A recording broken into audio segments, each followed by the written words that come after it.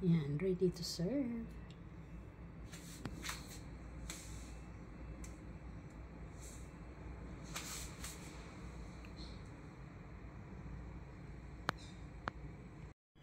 Hello guys, good morning. For today's video, magluluto po tayo ng pasta for lunch.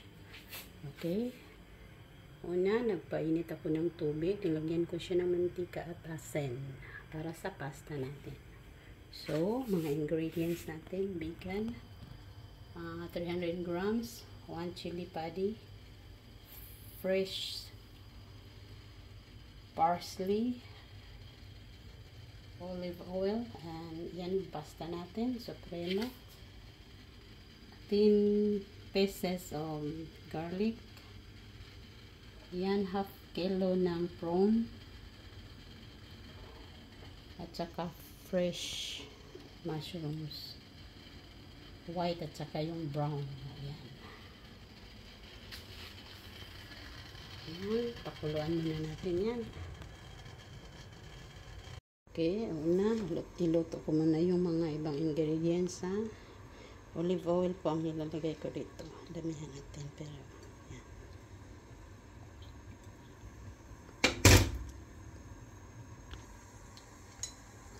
Tapos, medyo mainit na yung mantika natin. Ilagay ko itong garlic.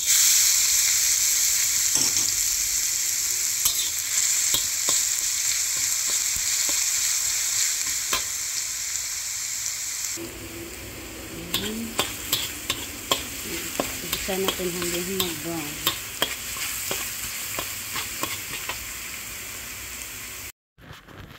Yan, kumulo na yung tubig natin. So, ilagay na natin itong pasta. Yun.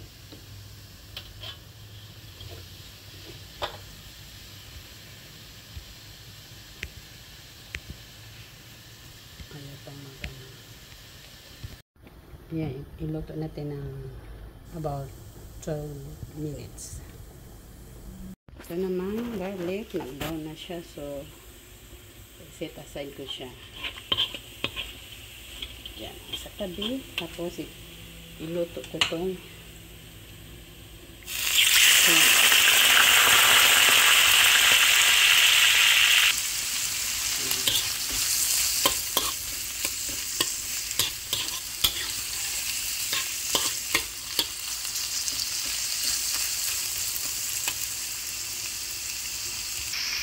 ayun, luto na yung hipon natin. So, isipasay natin ito para hindi ito ma-adult cook.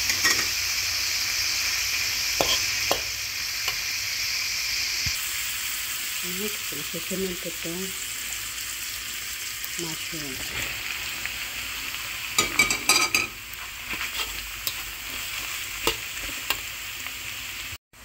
Okay. So, ilalagay ko itong chili. Mas masarap kasi pag medyo maanghang siya.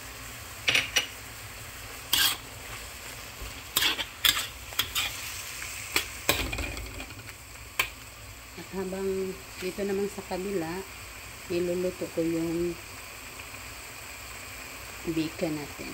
Yan na, dito ang bacon. Para mabilisan.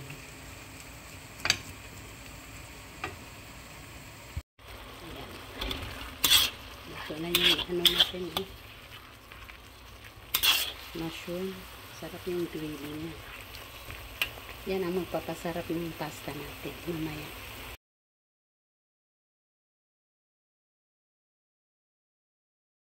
Ito na yung bacon natin. Patuloy natin ito hanggang brown.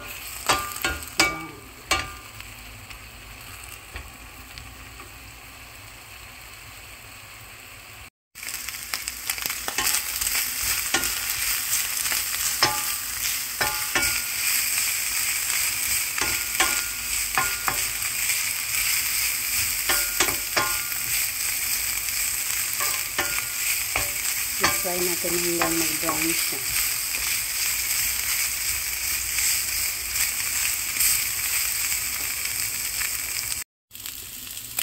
So, pwede na. Isipasal ulit natin.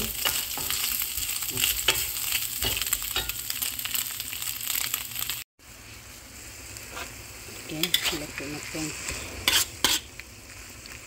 mushroom natin at saka pati yung yan, pasta natin is luto na.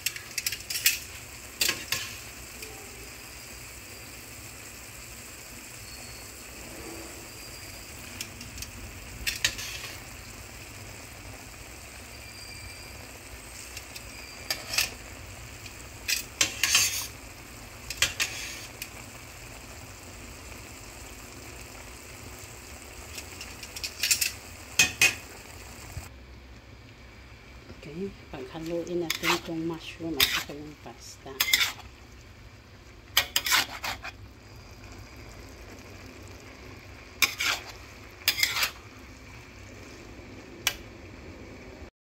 Ayun, nilagay na natin yung pasta dyan sa at pinaghalo natin yung pasta at saka yung mushroom natin.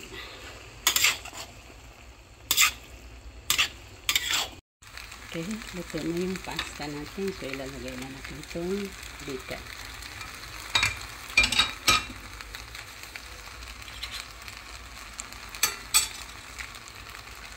Isabay na natin itong hipon. Tapos, paghaluin na natin.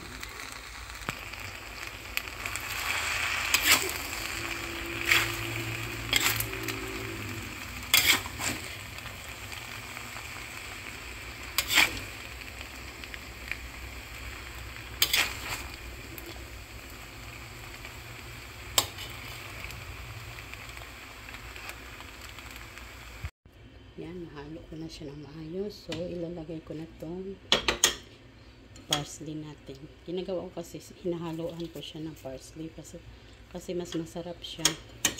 Ma-feel mo yung parsley mismo. Tapos, pag mag-serve ako, maglalagay din ako ng topping sa mismong plato nila.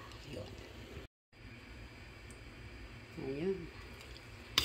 Nailagay na natin yung parsley at pinaghalo na.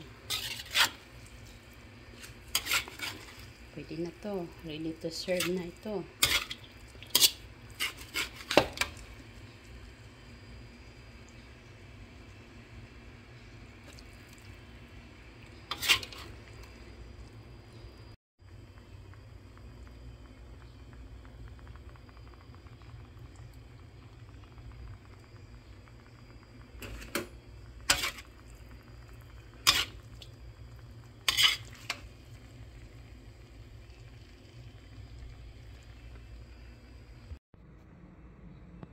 Yan, ready to serve.